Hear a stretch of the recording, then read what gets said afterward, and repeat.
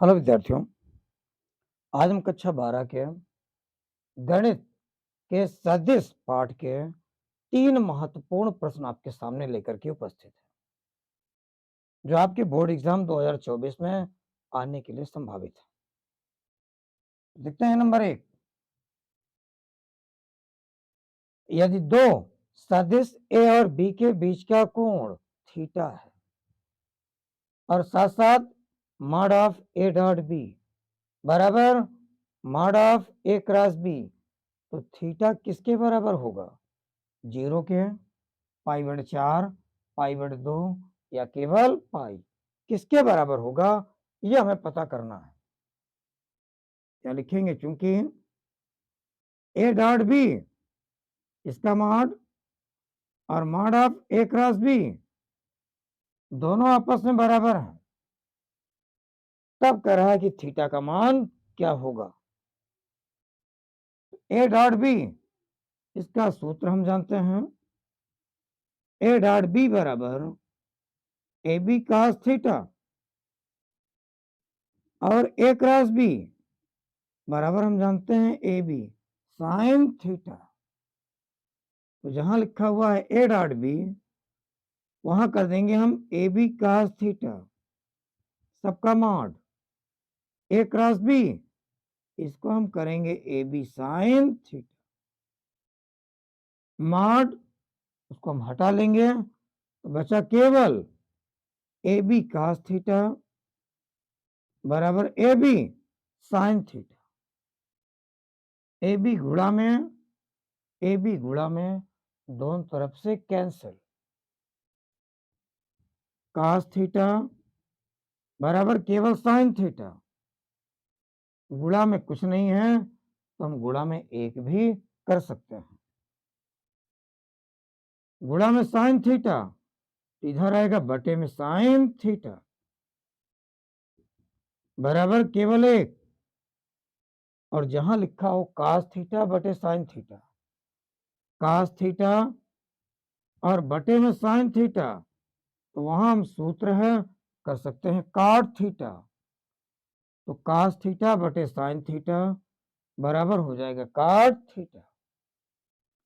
तो हम पता करेंगे cot इसका मान कितने अंश का होता है, तो cot 45 का मान होता है केवल 1, cot 45 का मान होता है 1। एक के स्थान पर रखेंगे cot 45, cot cot कैंसिल, तो थीटा बराबर होगा केवल 45 अंश।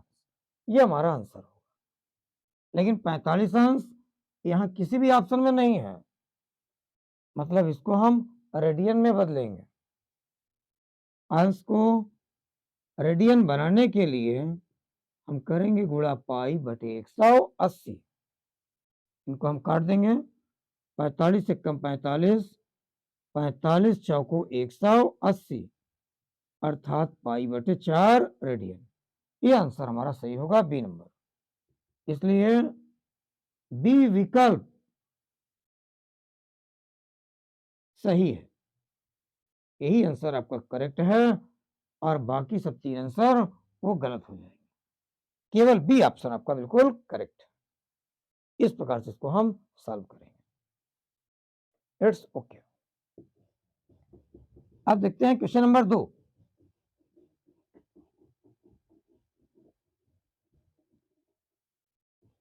दूसरे नंबर में बहुत ही अच्छा सवाल है ये। ए बराबर आई प्लस 4 जे प्लस 2 के, यहां हम लिखते भी जाते हैं। दिया है सदिश ए बराबर आई प्लस 4 जे प्लस 2 के, और दूसरा सदिश बी बराबर 3i माइनस 2j प्लस 7 के, और तीसरा सदिश सी बराबर 2i माइनस जे कैप प्लस 4 के कैप। तो कह रहा है कि एक ऐसा सदिश डी ज्ञात कीजिए जो ए और बी दोनों पर लंब हो।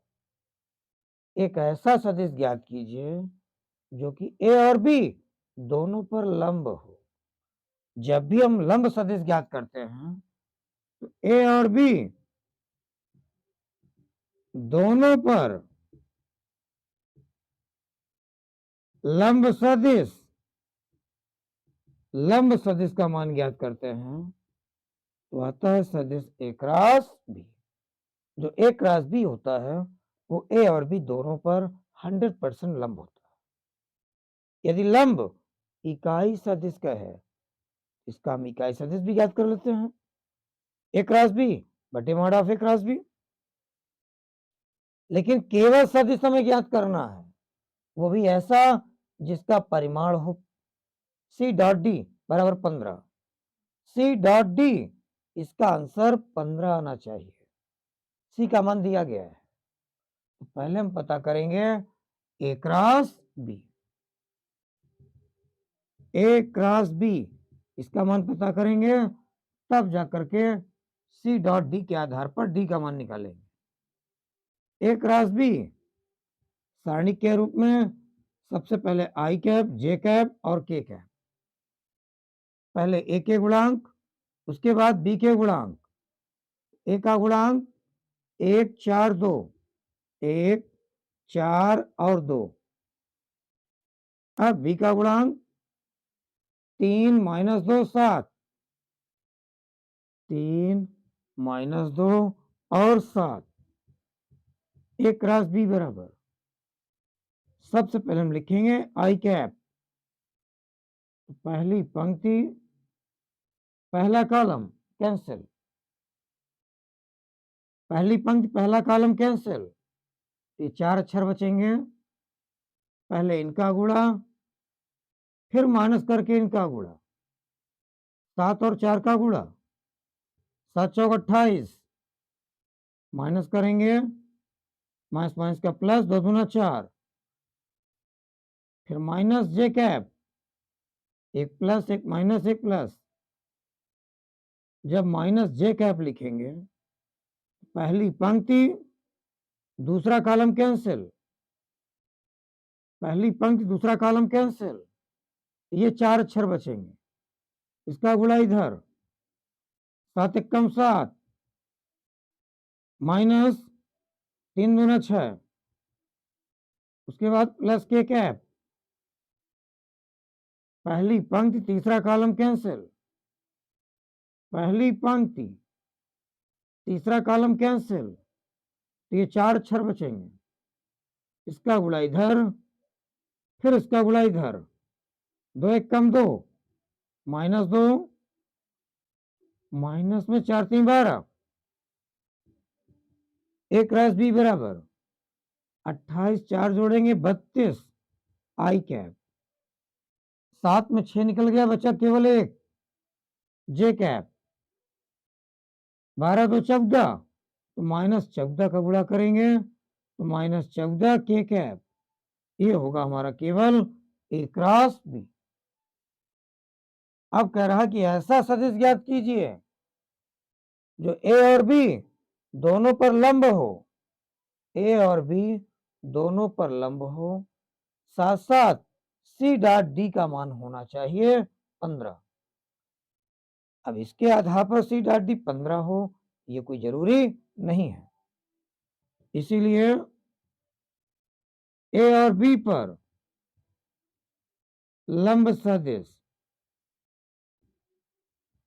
माना,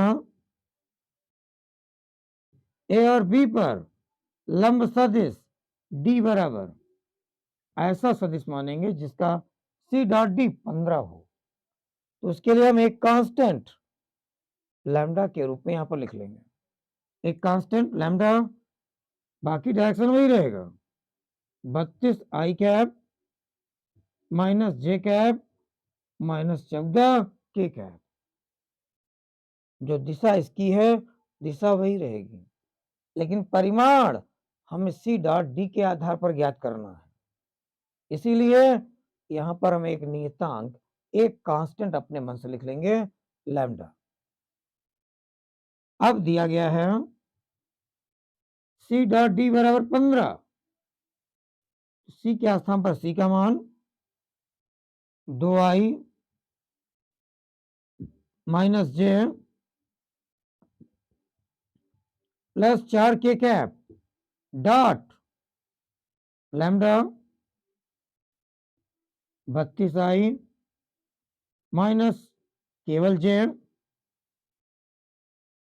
और माइनस 14k कैप बराबर इसका मान है केवल 15। लैम्डा कांस्टेंट है, उसको हटा के बाहर कर लेंगे, हम गुणा केवल इनका करेंगे और जब डॉट गुणा करते हैं तो a1b1 plus a2b2 plus a3b3 अर्थात i का गुणांक 2 इधर i का गुणांक 32 प्लस j का गुणांक -1 यहां j का गुणांक -1 प्लस k का गुणांक 4 और इंटू में k का गुणांक -14 सब मिलाकर के बराबर 15। लैम्डा गुणा करेंगे 32 गुना 64 माइनस माइनस का गुणा प्लस एक कम एक प्लस माइनस का गुणा माइनस 14 4 का गुणा 14 चौको 56 बराबर 15। लैम्डा इंटू में इन सबको हम जोड़े घटाएंगे तो 64 एक 65 65 में से हम घटाएंगे 15 56 65 में से 56 घटा लीजिए अच्छा केवल 9 बराबर 15। 65 माइनस 56 घट गया बचा केवल 15। लैम्डा बराबर 15/9 3 से काटेंगे 3 3 9 3 बचे 15 अर्थात लैम्डा का मान होगा 5/3। इसलिए अभीष्ट सदिश डी बराबर डी का मान था लैम्डा 32 आई कैप माइनस जे कैप माइनस 14 के कैप सदिश डी बराबर लैम्डा के स्थान पर 5/3 5/3 कोष्टक में 32 आई माइनस जे कैप और माइनस 14 के कैप ये होगा हमारा सदिश डी का मान जो हमें ज्ञात करना था। इट्स ओके आपका आंसर आ गया। अब बात करते हैं क्वेश्चन नंबर 3 की। यदि आप स्क्रीनशॉट लेना चाहते हैं तो स्क्रीनशॉट भी ले सकते हैं और इसी प्रकार के और भी प्रश्नों बना करके भी आप अध्ययन कर सकते हैं क्योंकि बोर्ड एग्जाम में या तो यही प्रश्न आपको मिलेंगे अथवा इसी प्रकार के मिलेंगे, बाकी और कुछ भी नहीं मिलेंगे। तीसरा नंबर ए बी और सी दिया गया है, कह रहा है इसके समांतर मतलब इसकी दिशा में एक मात्रक सदिश ज्ञात कीजिए। हमें इकाई सदिश ज्ञात करना है। ए बराबर आई प्लस जे प्लस के और दूसरा सदिश बी बराबर 2i plus J plus 3k cap और तीसरा सदिश सी बराबर i minus 2j plus K cap. इसलिए कह रहा है इसके समांतर मतलब इसकी दिशा में पहले हम इसी का मान पता कर लें। 2a minus B